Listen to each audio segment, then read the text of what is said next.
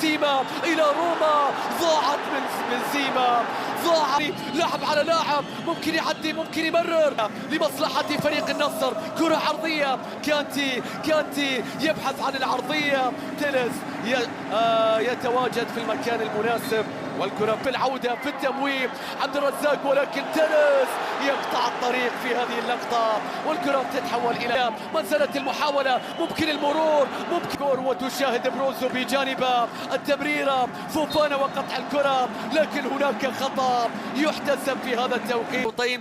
وهنا نشاهد عبد الرحمن العبود اللاعب الذي شوف هذه اللقطة، عبد الرزاق حمد الله في مع لابورت وكرت أصفر في هذا التوقيت. بعض دالسكا والتقدم، دالسكا والمحاولة، ولكن بعد ذلك حسن كادش. هذه اللقطة التي تأتي من حارس المرمى إلى الآن يقول كورنادو بكرة عرضية رأسية. الله، هل تؤكد بقائك أم تصعب رحيلك يا حمد الله؟ عاد حمد الله عقيدي اللي بدوره بيرسل له كرة هذه المرة بمبدأ السلامة، ولكن مروان الصحفي والخطأ لمصلحته. بيلعب له كرة إلى فوفانا، عدى ودار، بيلعب له كرة وضرب في النار، ضرب في النار، لكن طائشة كانت يا فوفانا، طائشة عدى، تلاعب، مستحيل.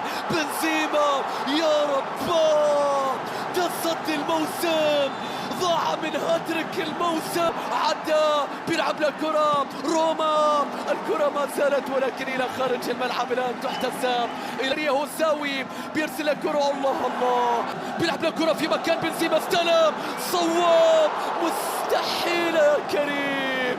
هذه كرات تيلس يفكر في التسديد، في التسديد، نعم، كل الأظهرة تنتظر عرضياتها إلا تيلس. فوفانا خذ مكان، رونالدو خذ مكان، كرة ثابتة في أخطر مكان. يا